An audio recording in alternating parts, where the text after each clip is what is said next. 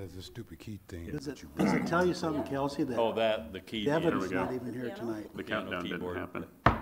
We'll call this meeting to order. Welcome to the March 21st City Council meeting for the City of Muscatine. Cindy, can you do the roll call, please? Councilmember Spread? Present. Harvey? Present. Brockert? Present. Saucedo? Present. Do I count you, I guess? Yeah. Brackett? Present. Fitzgerald? Yeah. No. Present. 7 present, 0 absent, Your Honor. Thank you. All right, can you please join us in the Pledge of Allegiance? I wasn't sure what I had to do. Pledge allegiance To the flag of the United States of America and to the republic for which it stands, one nation, under God, indivisible, with liberty and justice for all. All right, thank you, everyone. So we'll go ahead and get started here. Check and see if do we have anybody that would like to speak about something tonight that is not currently on the agenda? All right, moving along. So we have the consent agenda, which includes items 6A, 8A, 9A, 12A through F, and bills totaling $1,248,737.98. Do I have a motion to approve? So moved, Your Honor. Second. Thank you. Motion by Fitzgerald, second by Spread. All right, any discussion? Hearing none. How does everyone vote? Aye. Aye. All right.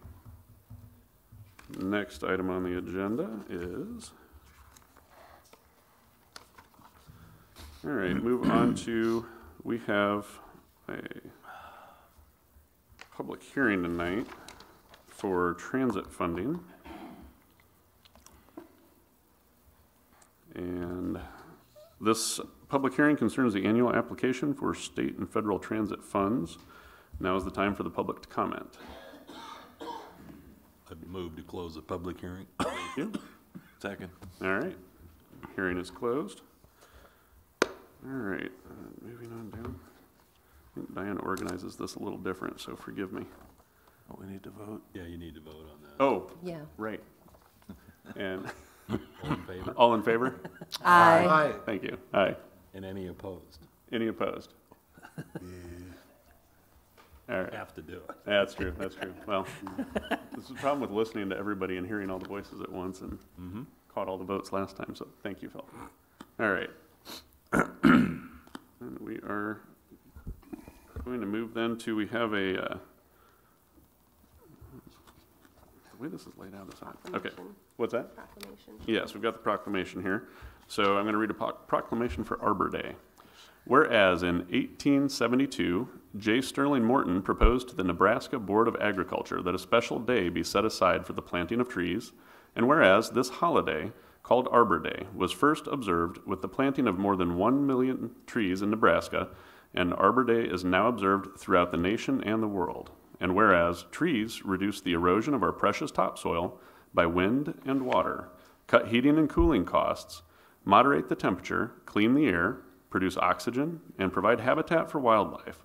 And whereas trees are a renewable resource giving us paper, wood for our homes, fuel for our fires, and countless other wood products. And whereas trees in our city increase property values, enhance the economic vitality of business areas, and beautify our community, and whereas trees, wherever they are planted, are a source of joy and spiritual renewal, and whereas Muscatine has been recognized as a Tree City USA by the National Arbor Day Foundation and desires to continue its tree planting practices. Now, therefore, I, Kelsey Brackett, Mayor Pro Tem of the City of Muscatine, Iowa, do hereby proclaim April 26, 2019 as Arbor Day in the City of Muscatine, and I urge all citizens to celebrate Arbor Day and to support efforts to protect our trees and woodlands, and further, I urge all citizens to plant trees to gladden the heart and promote the well-being of this and future generations. All right, so moving on from there, we have tonight an ordinance presented for City Council's consideration is the first reading of an ordinance to increase the utility franchise fee for Interstate Power and Light Company from 2% to 5%. The City of Muscatine budget for the fiscal year beginning July 1st, 2019 includes an increase in the utility franchise fee from the current 2% to 5% effective July 1st, 2019. It is also requested that the City Council consider waiving the second and third readings and approve the ordinance amendment on first and final reading. Is there a motion to waive the statutory rule requiring said ordinance to be considered and voted on for passage at 2 council meetings prior to the meeting at which it is finally passed? So moved. Second. Okay, a first and a second, and any comments? I will say, I have a comment on that. I do think that we should follow through with process, and there's a reason for that process that is set out for things such as this, and that gives the public an opportunity to respond. And I do not support waiving that statutory rule, but, all right. So, all right, hearing nothing further, we'll take a vote. Councilman Spread? Aye. Councilman Harvey? Aye. Councilwoman Brockert? Aye. Councilman Saucedo? Aye. Councilman Malcolm? Aye. Councilman Fitzgerald? Aye. And I vote nay. Motion passes 6-1. All right. So then we will continue on with the second part of that. All right. So then, having waived that rule, is there a motion to adopt this ordinance on first and final reading as submitted to direct for its publication as required by law? So moved, Your Honor. Second. Okay. All right. We have a first and second. Any discussion? Yeah, so when we pass this, it's gonna give us the 2 to 5 Correct. from the July 1st, 2019. Do we evaluate it July 1st, 2020, or what do we normally do when these changes like that happen? We would probably consider it during a year from now's budget review. I'm not sure the mic's picking you up, Nancy. I can't hear you coming through like the rest of us. Okay. Is that any better? Yeah. Yes. Okay. Thank you. It would probably be discussed during next year's budget process. Okay, And if there was any changes at that point, it could be made effective anytime after that. okay, I would like to make a request that if it's going to be included in the next budget, that we be made aware of that before we start the budget session, if possible. We can do that. Thank but you. It would be included in the discussion phase. budget overview when it's Okay. initially presented. Okay. Yeah. And that's fine, so then basically 6 months, in a sense, we would be able to start reviewing the potential of moving it again. So even if we made this change, it's not set in stone for a year or 2 years or anything like that. Well, you can't bind future councils anyway. They always have the right to change this. And Okay. you can change it, what, in 30 days or 60 90 days, 90 days, 90 something days. like that. There's a time frame. Officially, it's 90 days, but a year ago when we reduced it from the 5 to Two. the 2, it didn't take as long to reduce it as it does to increase it. There's more steps when you increase it. Okay, that's fine, good. So then we'll review it, you're right. We'll look at it in the budget. Thank you. Anything further? No, Your Honor. All right. Hearing nothing. Councilman Spread, how do you vote? Aye? Councilman Harvey? Aye. Councilwoman Brockert? Aye. Councilman Saucedo? Aye. Councilman Malcolm? Aye. Councilman Fitzgerald? Aye. And I vote aye. Okay, moving on.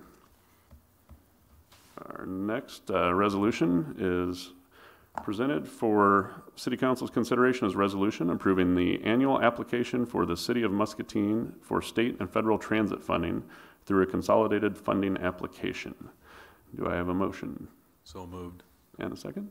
Second, Your Honor. All right. And any discussion? Hearing nothing. Councilman Spread, how do you vote? Aye? Councilman Harvey? Aye. Councilwoman Brockert? Aye. Councilman Saucedo? Aye. Councilman Malcolm? Aye. Councilman Fitzgerald? Aye. And I vote aye. All right, motion passes. All right, now we have a resolution setting the date for public hearing on the urban renewal plan amendments. Is there a motion to adopt this resolution as submitted? So moved. Second? Thank you. Any discussion? Just, it's not written on the agenda, but I'd like to point out that the date is April 18th. Oh, thank you. That is true. It is not. It is in the, It's so in- the city council of the city of Muscatine, oh, I'm sorry, I don't need to read that part. I'm looking. Here we go. Yes, so at the April 18th meeting at 7 PM, the public hearing will be held here. Thanks for pointing that out, Councilman Spread. Aye. Okay. Councilman Harvey, Aye. Councilwoman Brockert, Aye. Councilman Salcedo, Aye. Councilman Malcolm, Aye. Councilman Fitzgerald. Aye. And I vote aye. Motion passes. All right. So presented for City Council's consideration is a resolution approving the combined preliminary final plat for a one-lot subdivision in unincorporated Muscatine County on North Izett Avenue. This proposed subdivision is located in unincorporated Muscatine County, but falls within the 2-mile limit requiring City of Muscatine review and approval. Is there a motion to approve this resolution as submitted? So moved. Second. Thank you. Is there any discussion? Hearing none. Councilman Spread, how do you vote? Aye. Councilman Harvey, how do you Aye. vote? Aye. Councilwoman Nadine? Aye. Looking at your name. Councilman Saucedo? Aye. Councilman Malcolm? Aye. Councilman Fitzgerald? Aye. And I vote aye. Motion passes. All ayes.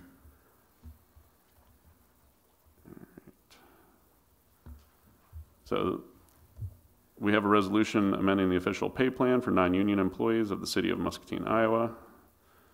And I think this one I will read out. Let's see. Whereas the City Council of the City of Muscatine, Iowa adopts by resolution the official pay plan for non-union employees of the city, and whereas all revisions made to such plans must receive approval of the City Council, now therefore be it resolved by the City Council of the City of Muscatine, Iowa, that the following revisions be approved and implemented as followed. The non-union pay plan shall be revised to change the title of Community Development Coordinator to City Planner 1 and the title of City Planner to City Planner 2. The non-union pay plan shall be revised to add the position of Housing Program Manager to pay grade 3 and the title Assistant Community Development Director to pay grade 9. Do I have a motion? So moved. Second. All right. And any discussion? All right. Hearing none. Councilman Spread, how do you vote? Aye. Councilman Harvey? Aye. Councilwoman Brockert? Aye. Councilman Saucedo? Aye. Councilman Malcolm? Aye. Councilman Fitzgerald? Aye. And I vote aye. Motion passes, all ayes. All right, moving along. So we have a resolution setting a public hearing on utility easement vacation for 3435 Claremont Drive, Lot 45, Outlot A. This public hearing will be held at 7 p.m., April 4th. That is a Thursday at one of our meetings. So if the public would like to comment on it, that would be the time to do so. Do I have a motion to set this public hearing? So moved. And a second? I'll second. Thank you. Any discussion? Hearing none. Councilman Spread, how do you vote? Aye. Councilman Harvey? Aye. Councilwoman Brockert? Aye. Councilman Saucedo? Aye. Councilman Malcolm? Aye. Councilman Fitzgerald? Aye. And I vote aye. The motion passes with all ayes. All right. Presented for City Council's consideration is a resolution authorizing the assessment of unpaid abatement costs to private properties. The nuisance abatement costs for snow and junk removal totaling $3,486.30. The administrative fees are $2,000, and the assessment fees are $1,800. The total fees being requested for assessment at this time are $7,286.30. Is there a motion to adopt this resolution as submitted? So moved. Second. Thank you. Any discussion on this? Yes, I'm curious. We've done this several times since I've been sitting in this chair, but I've never seen a report of how much we've actually got after we assess it. I know there's a process, but we've never had an accounting of how much money has been collected after we put this in play. Is there a way for us to start at least quarterly or semi-annually say, well, this was collected eventually, or yes, no? Quite a few of these are collected through taxes. People need to pay them as part of their taxes. So we do, monthly, get receipts through the county treasurer. And some of the months after the taxes are due are the larger lists of what's collected. Is there, maybe we could have something where quarterly or biannually or something along those lines, we just have a report of how much we have outstanding and how much we've collected. Something along those lines that might give a, without creating, at least from my request, without Yeah, creating too we're much not trying to work. create more work. We'd just like to know how much work we're doing that producing fruit here. I think you'd be creating a fair amount of work. Yeah, It's not that much work, but it's kind of a moving target, as far as when Sure. we assess them and when Right. they're collected. It is a good percentage. I mean, we've done it before. It's a good percent that are collected through taxes. okay. Is there If a- there, no, go ahead, Is there a Tom. way we can do it through OpenGov? That's a good perhaps? point. I don't think we drill down quite that far as far as, Okay. the account, I mean, some people pay the charges in the office, and that account includes, paid in the office and also through the county treasurer. Okay. So it's not differentiated in that account. Nancy, is this the one where, I think you said that the county doesn't necessarily identify where those funds are coming from as far as which property has paid them and not to you? These are identified. Oh, okay. It was more the fines through the court that aren't identified. Okay. So, yeah, we get lists of what's collected. Okay. I guess, let me revise my request would be if you could think of a way that without creating too much additional work, that we would, what would be feasible, and maybe make a suggestion back to us after you've had time to think about it, that would give us an idea at some point during the year as to where these things stand, if anything continues to be outgoing. I mean, I don't know if they really can drag them out because it gets collected through taxes, Well, but, it's important to understand that part of this process puts a lien on the property. right, So even though it may not be paid this year or next year, someday when the property sells, we're gonna get paid. That's the whole reason to do this, so. right. And until the property maybe gets sold, Yeah. they just keep them accumulating, and Right. if sometimes they end up in tax sale because Yeah. there's so much money out that the property's not worth Right, that. and so- it looks like we see the same names and properties on this list every time we get it. Oh, yeah. Yeah, and that information is published every agenda that has it, so that could be reviewed as well. I know I look those over to see. I just think it'd be productive for us to at least know, or we have $7,000 out there for nuisance abatement. We collected $2,000 over a quarter or 6 months. Okay, yeah, at least, Well, I think the main thing is it'd be more likely twice a year. Is that correct, Nancy? Because of the time that taxes are due on properties? The bulk of them Okay. are. And it just comes in at that time? And I may have already had something set up for prior years, but I think it's pretty consistent, the percentage we do Okay. collect. But sometimes you can't take the total amount we assess this fiscal year. Right. And the total collections and get a percentage, just Right. because of the timing. Sure, that makes sense. Because you might be getting paid for stuff that was 3 years old, Yes. or more.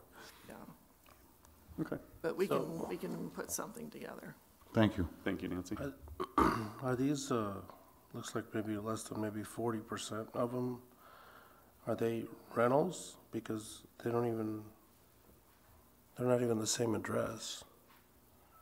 So A lot of them are. property owner is not even the same owner as far as they are. Some of them are California, Texas, Lone Tree, West Liberty, different parts of Muscatine. Well, I've suggested over the years the more habitual violators, their fee should be increased. Tripled. Yeah. Yeah, I mean, Because otherwise the city's mowing their yard and scooping Right. the walk and taking I mean, I care of think it. didn't we put that assessment fee at one time? Because, I mean, we already got the admin fee, but some of these are, well, they're going for $14 to go fix and remove snow, but then we're hitting them with a $25, right, you know, administration fee, but in reality, I mean, well, that's not out of the question when you think about it. yeah, I'm guessing that some of the out-of-town ones, I mean, I don't know this, but I'm guessing it based on the repetition that we see on this, is that maybe they see it as easier to just let it be dealt with that way than to try and hire a service locally to handle it for their What rental they are, properties. they call themselves investors, and they buy delinquent property taxes, and they wind up in ownership. And the bet is that someday somebody's gonna buy the property, and they get the 18% interest. And they are investors, some of them in California, some, you know, they could be anywhere. Right, Yeah, no, I was just wondering if they were already rental type Some are. investments because of just, you know, the location and the percentage of them not being personally owned here in Muscatine. You just have to go through it, look at the owner, and you will identify some local people that own properties. Yeah. And there are several that are the mortgage companies that have the property back as well. and as long as it's a minor nuisance, I'm assuming there's not a whole lot that we can do other than No, charge them a there's fee lot and of these are move slow, on, too. so, Okay. all right, anything else? Well, I was glad to see that this report is continuing to be given up the council on monthly basis, so I was concerned whether that might fall by the wayside or not, but, Sure. so I'm glad to see it's continuing.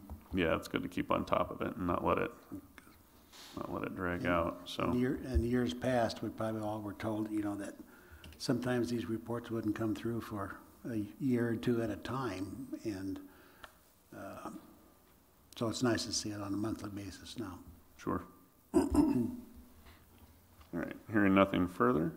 Councilman Spread, how do you vote? Aye. Councilman Harvey? Aye.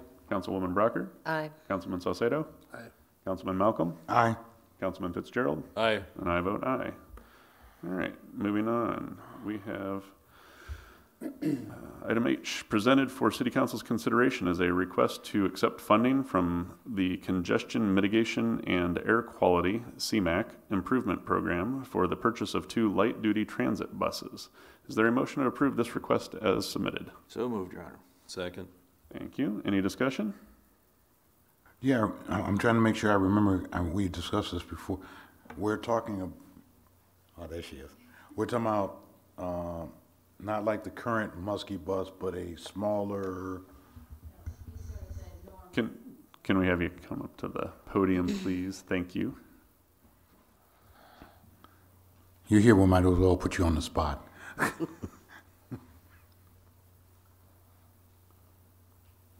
These are for the buses that we normally have, so not for the smaller van that we had talked about.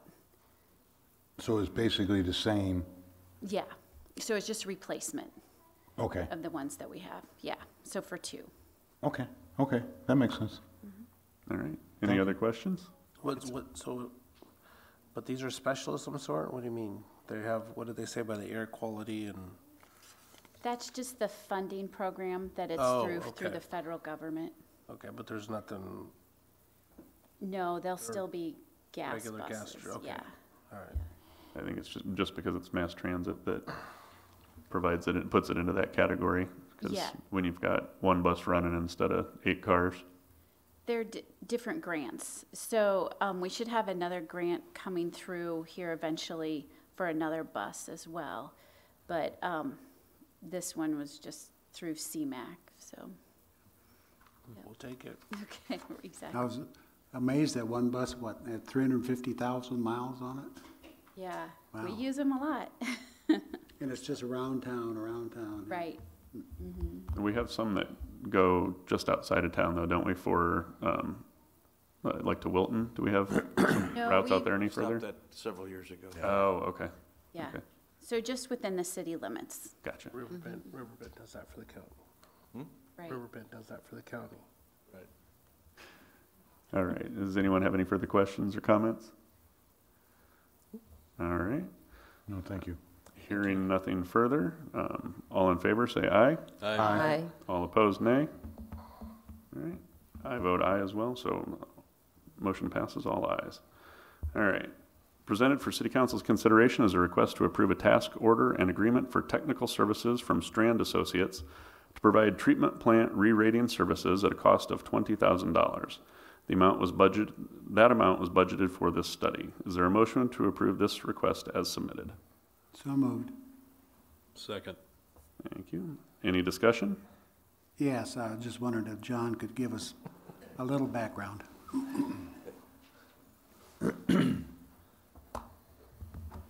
Sure. Good evening. John Cook, Director of your Water and Resource Recovery Facility. Tonight's TV personality. Oh, did you see that? Yes. Oh, thank you. Yeah, Thank you. that was good. We had a company show up last year, a food manufacturer decided maybe they would want to move in. They said, hey, can you guys take the extra waste, how much, a bunch of BOD and everything else. And we kind of started scratching our heads because Heinz actually kind of loads us to our capacity sometimes, not every day. So we're okay most of the time, but we're pretty loaded. And I look back at the old study that we had done, and we can actually take about twice as much as we're permitted for, is what the study said. And the permit just kind of is wrong, I think. I think they went too low. So I started looking at that. So we should be able to rate that up. So if another industry shows up in town, we'll have that extra capacity without having to scramble and try to find it while they're looking at the city. It'll just be sitting there ready to go. So that's why we're doing that. Okay. Do you feel like we do have the capacity? Yeah, we do. We do. And, the first study was correct. I mean, there's 50,000 pounds or plus there, and we're rated for 25,000 pounds as a nitrifying plant, which we're not. So I don't understand I don't know why they did that the first time when they gave us that low number. And the people that we're using to do this agree that they say that probably wouldn't be a problem. Hopefully that should just go right through. And our permit is due. Our 5-year permit is due. I have to turn it in by July. And then it starts the beginning of next year. So this is a good time to get that done, and we'll have that ready to go and hand that to them as well when they write our permit, so that hopefully it'll just be right in the permit. We won't have to go through an amendment to the permit and all this other kind of nonsense. So just seemed like a good, pardon? Excuse me.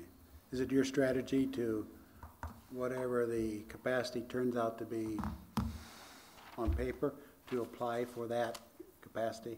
I mean, you're not going to cut it in half. And I don't really know how that works. I'm gonna give them the paperwork that says, hey, this study says this plant can take this much, and so please rate my plant at this number. And the DNR can decide to do whatever they want to do. They're going to say yes or no, and that's just kind of what we have to find out. And they will. But we need an engineering study that says, yeah, we agree that there's capacity at this plant, and you should rate it higher, and we'll see what they say. So why wouldn't Stanley's be able to provide us that with the information that they provided as far as the design of the plant? Well, they didn't do the original study that rated the plant where it was. V&K did that. Okay. So we could have gone to V&K. Strand is a company that does this. I have a good relationship with them, and they've done this kind of study before. So that was just a matter of trying to. But I mean, I guess my question was more around the fact of what capacity the vessels could hold, what output you're going to be able to do. I mean, that's all what Stanley helped you design through, is what I was under the impression of. Designed the plant for? Correct. The last upgrade and everything else was done by V&K. So Stanley didn't do any of those loading capacities. We're not talking hydraulic. We're not building any new tanks. Okay. This is simply organic loading to the plant. How much more we can take organically. Okay. Is this based on hardware, or do they also base it on samples that they take throughout the process? Yeah, we'll sample. We'll give him all of our lab data that we do from the plant to say, this plant functions perfectly fine.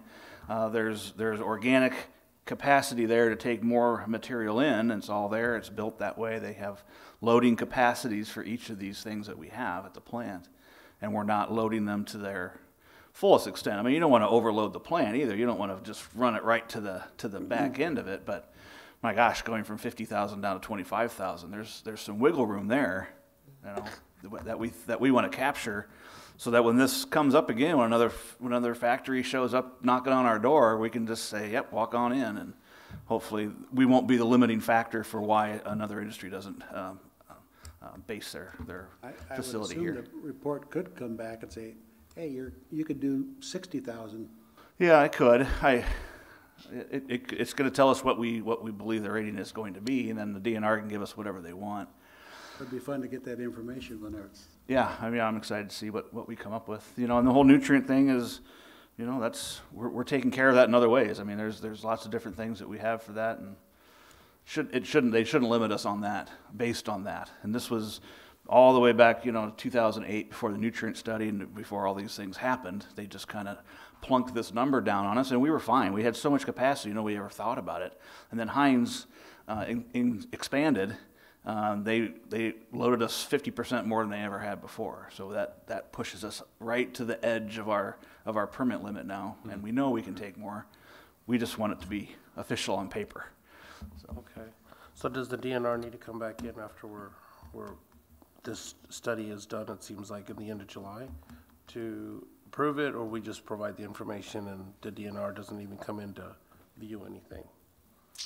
The DNR doesn't need to come. They just they're going to read the report and they're going to rate us the way they rate us. I mean, they took the exact number that the engineer provided them the last time. So it's not like they redid it and figured the numbers in any other way. They said, okay, here's what the engineer's report says. We're good with that. Here's your number. Okay. So I'm hoping that this new engineer's report will do the same thing. They'll say, here's what the new engineering report says, and they'll just give us that number. So the permit has a life of 5 years and it's about to expire. We're gonna renew the permit anyway. You gotta go to DNR. All this does is give us the information to increase capacity when we renew our permit. Yep. So one other question I have, John, you know, we're talking about spend. You always ask for large sums of money. I think that's interesting. It's very expensive to do what we do. Is there a timeline where we possibly will recoup this money, or is it just part of our operating thing? Sure, when an industry shows up to town and we charge them $50,000 a year to send sewer water down to the treatment plant, we'll recoup it pretty quickly. There isn't like a return on investment. I can't give you that number right now. No. Okay, yeah, but there is going to be a return on this investment. It's a hedge against future future things coming in, yeah. So that we're ready to go. I mean, it kind of surprised us when they showed up the last time. We're kind of like, ooh, ugh, you know. So they said, "Are you big enough?" We're like, "Yeah, we are," but we'd have to go get permission from the DNR. And then we started figuring out how are we going to get permission and not ruin the deal and all that other kind of stuff. And I said, I just want to do this now so that we don't have to do that next time. Right. So basically, if we don't do this, then we end up in a situation where our local industry that exists or any new industry that might want to come into town would not be able to expand upon where we're at right now, and then that could hold back any development opportunities that we might have in the community in that fashion. Right, and they can always come in, they can put down, and we can take their waste and we can run above what our design limit is. And it's not technically a violation. I mean, they're not going to write us a note, but we will be forced by the permit to begin design of expansion of the plant in order to take that capacity. So now you're talking about millions of dollars of trying to cram this number. You know, the waste is coming into this small number. I'd rather just make the number bigger. Right, because we have the ability to. We just are not permitted for the I feel we do. This study should prove that. Yeah. Okay. Yeah. All right. Any further discussion? Okay. Thanks. Thanks, John. All in favor? Aye. Any opposed? Motion passes with all ayes. All right, we are at the point for communications from council members. Councilman Spread, do you have anything this evening? Actually, yeah. At the end of last week's meeting, there was a discussion about train traffic and how it's blocking access to the south end, that sort of thing. Yes. And one of the things we landed on was let's put the development or construction of an overpass in the capital improvement plan. And that may be appropriate, but I would encourage us not to limit the discussion to that. There may be other solutions. Yeah, absolutely. One that comes to mind might be an underpass. We'll let Jim run with that. But, you know, it occurs to me that maybe we can do it entirely in the public right of way and you know, it might work. So. Let's not restrict the conversation to a preconceived notion that it has to be an overpass.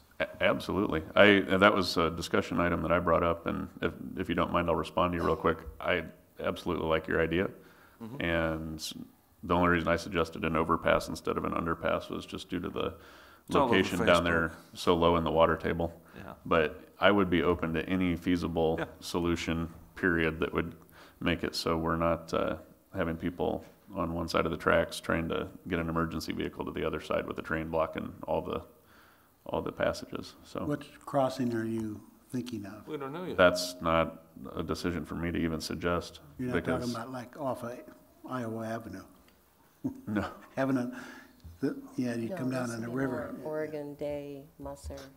no, it'd be all the ones down in South Yeah. End there that where it separates town. So Because when you talked about people getting trapped on the other side of the tracks, obviously that can happen in the downtown. Yes. real Then quick, you just sit there and you wait. and you can continue in a moment. Did you have anything further? No, that's it. Councilman Spread. Okay. Sorry. Nope. Councilman Harvey. Well, when you think about getting trapped on the other side of the tracks, I used to live in the South End, but still, in my mind, you get trapped on the riverfront Sure. is kind of my thought. Whether you're trapped there and you can't get out or somebody can't get to you. Of course, if you live in Muscatine long enough, you know that the crossings used to be blocked from the riverfront clear down past would be the bypass now practically, So it's not as bad as it used to be. Sure. And Yeah. they used to hump across the downtown area.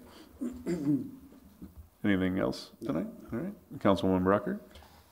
Monday evening, I had my meeting with the Riverbend neighbors, and one item that came up was with the advent of warmer weather, we seem to have kids who are skateboarding in the streets.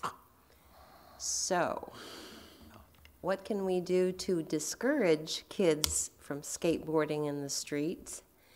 And, Is it against the law? yes, I believe so. Officer Sink, isn't it illegal?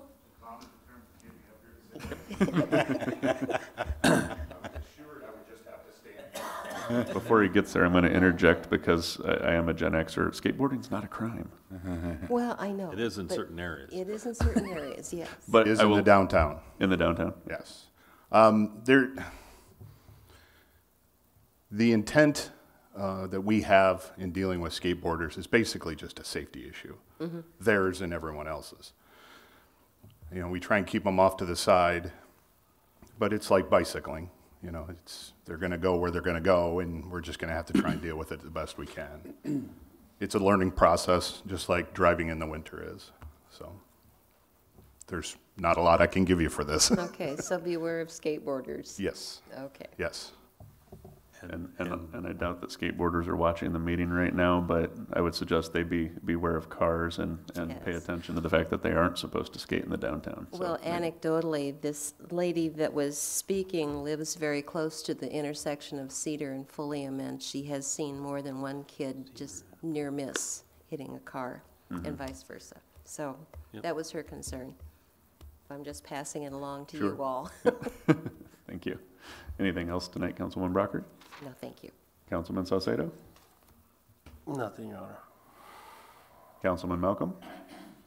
Yes, Your Honor. I spent 2 hours today talking with people from the National Weather Service and Salvation Army headquarters. Surprise, we live next to the Mississippi River.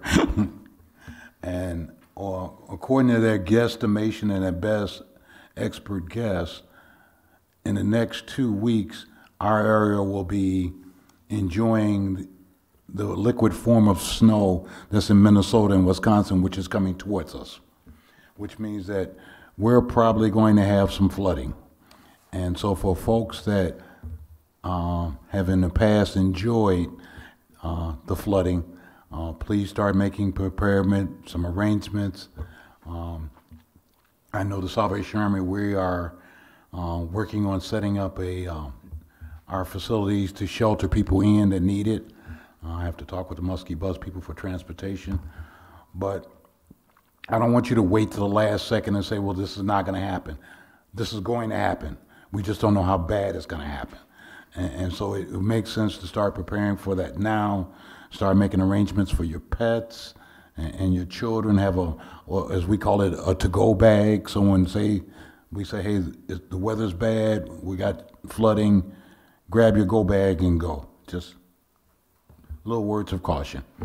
Other than that, nothing else, Your Honor. Thank you. Thank you. Councilman Fitzgerald? Nothing at this time, Your Honor. All right. I had a couple of things. One, I wanted to let people know if they didn't see the announcement that April 1st through 20th, we are going to be having some additional leaf pickup. The details for that can be found on the city website.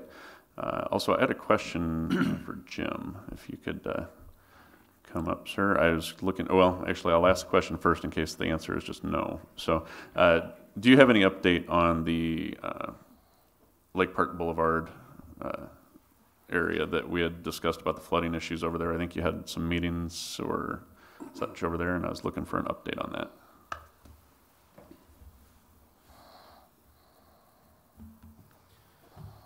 Darn, I was just like the officer. I was hoping I was going to get through this without speaking tonight. Mayor Pro Tem and Council. Yes. We have we had a little public information meeting, invited everybody that's in that area of Lake Park.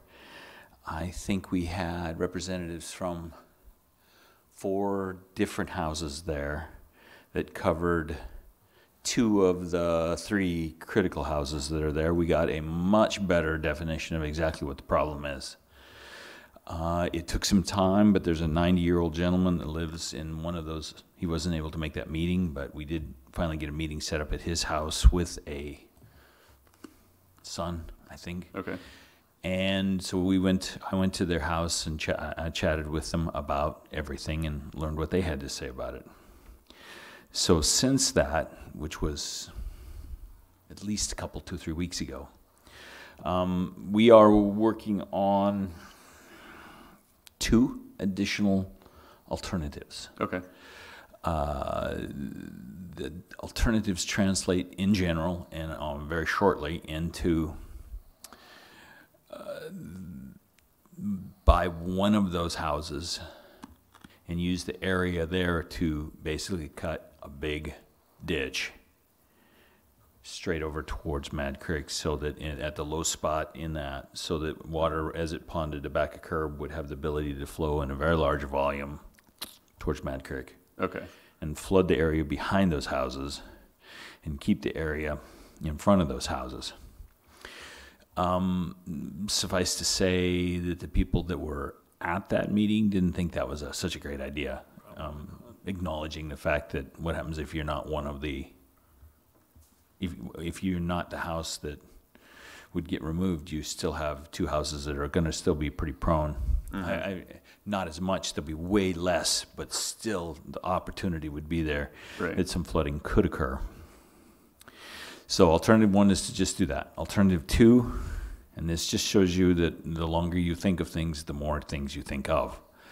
Alternative 2 was, okay, well, let's just look at buying all 3 of those houses that are there that are prone to that, and using that as a green space to take care of that flooding.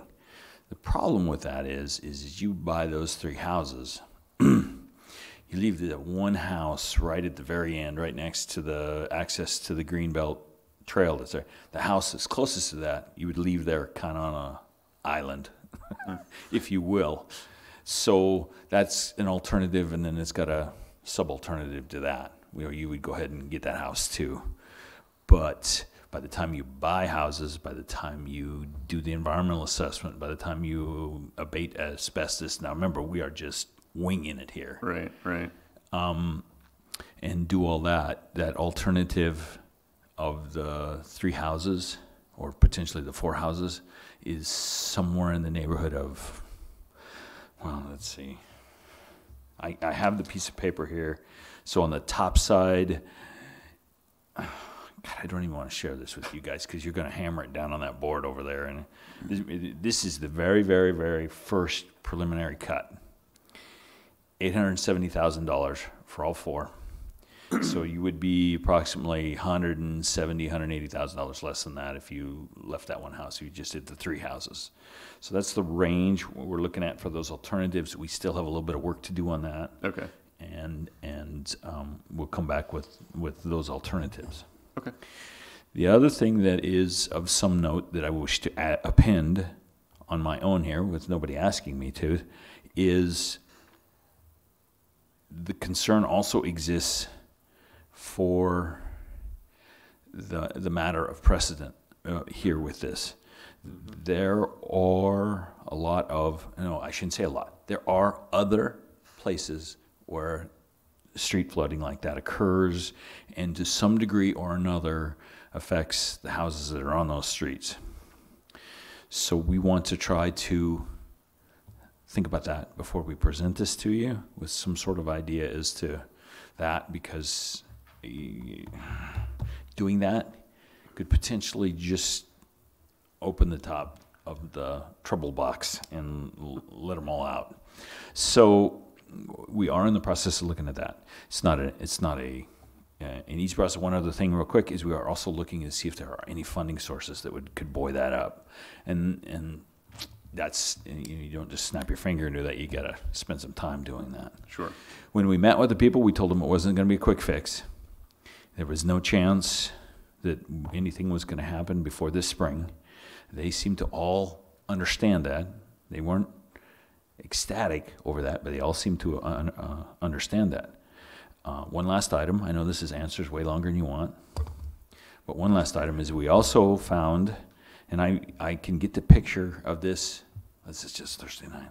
I'll try to get a picture of this out to you guys, because there's a product that is pretty affordable for those homeowners that is in essence self-erecting. So you wouldn't have to worry about in the springtime if you went somewhere, you could just drag this across your driveway, and if it flooded, it would fold up and up to about 4 feet. Actually, they go 4 foot, 6 foot, and 7 foot, I think.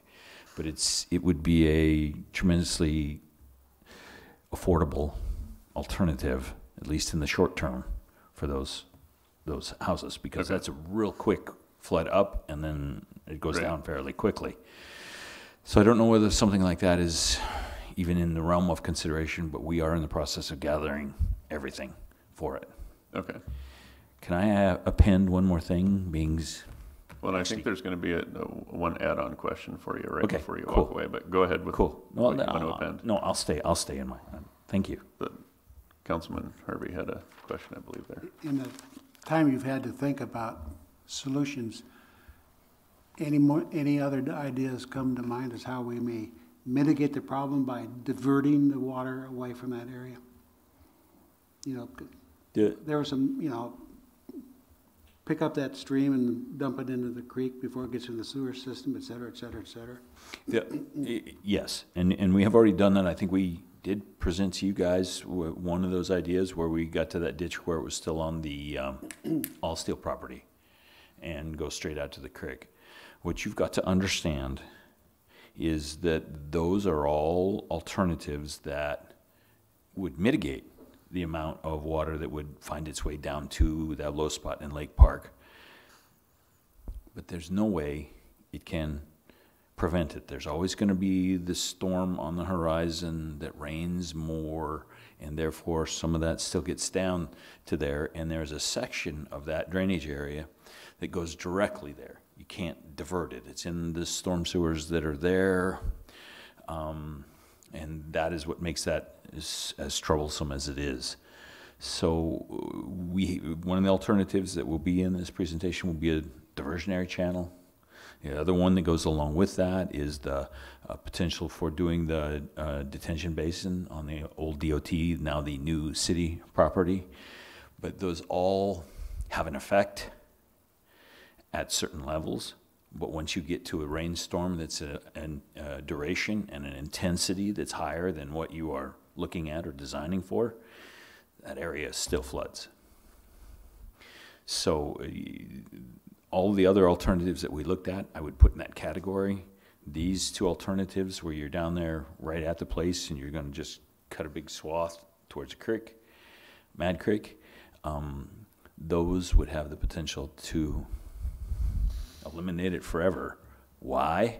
Because the houses won't be there. Right, right. The problem with that is, as you dump all that water into Mad Creek, then there's businesses over on Gobble Street and so forth that have flooded in the past also, so we're Yes, gonna go they over and buy have. those.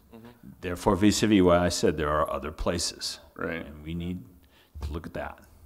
I mean, if you push the water in there, when Mad Creek goes nuts, they get water. Because of our dealing with, how do I say this?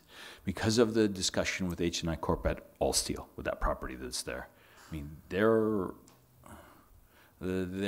radar is already up about that, because where are they? Downstream of that spot.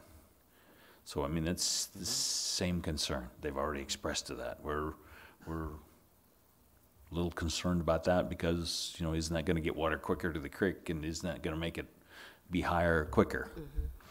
So it's a tricky thing. There's no easy solutions to it. Hopefully that's enough. Everybody's bored on that subject, I'm sure, so. Well, I'm not bored, but I think that answers my questions. Thank you. Thank you. All right, our next meeting is Staff? staff, sorry, thank you. Well, Jim wants to report on something unrelated to floods. Well, I thought he was gonna add that on the end, but I forgot after I got talking. Okay, just as information. Usually when a street closes, it goes through council, and it gets council approval. But as a punch list item for the Mississippi Drive corridor, Chestnut on Tuesday is going to be closed for a relatively short period of time to pick out. There was a problem with the elevations of that pavement. It never has drained quite the way it should have. And we're going to fix that. Contractor's going to fix that at his expense. Okay. So I just want you guys to be aware of that. So in case you drive by and you see a street closed and you go, doggone it, I don't remember that. That's it. I guess actually that did bring one more thing up for me. There's a issue on Second Street where there's cones out. Do you know when we're gonna, it's right across from the Laurel Building. Second Cedar. Oh, Second and Cedar. isn't Oh, it? Second in Iowa. Second in Iowa. second in Iowa. It's right in front of Creations by Oz and the vape store. There's cones blocking a parking space. It says no parking. I was curious about it, and I went over and looked, and there's a hole in the pavement that I can't see the bottom of without a bright light. The storm sewer guys are looking at that. Okay. And that's part of the analysis that they are doing in advance of the Second Street project. Okay. So I think there is a problem there, but they're in the process of trying to investigate what it is, and how extensive. far it goes, and yeah. Yeah, because I had thought that those cones were there just for the extremely thick ice that had been there, and then once it melted, I wondered why they were still sitting there, and upon inspection, I realized I wouldn't want to put my vehicle on that spot, so, Oh, Yes. Yep. yeah. So, Okay. Okay, oh, that's all I had then. wait a minute. Yep. How about Second and Cedar? With those 4 big cones there, have been there for several weeks. There was a sanitary sewer problem there with the pipe. Same thing, they did a temporary fix there, but then you put the concrete pavement back, and by the time that cures out, so I think they are just in the process of waiting for the concrete to finish curing there, so they can get that out of the way. Okay, Tarp across it. There's a tarp over it, yeah. okay. Duct tape. Is that temporary? Okay, That'd be a temporary fix? or- thanks, Nancy. We don't know. It was repaired to be permanent, but it could be a temporary fix. That has a lot to do with them TVing the rest of that sanitary sewer main to see if they might want to do something in advance of us doing the Second Street project, I guess is the way to say that. Is that sewer Concept. that's involved, is that going up and down Cedar or back and forth? It's around Second? going on Second Street for about a block Okay. further to the east. Because you could have a nightmare and consider, well, the whole block might be like that, Yeah. you know. Okay. I'm going to go ahead and You cut wanna us go- off now, because No audience we've here. gone back to others a couple of times, so, staff said that they had nothing further, and I'm going to say that our next meeting is April 4th, 7 PM, and do I have a motion to close the meeting? Okay, that was exciting.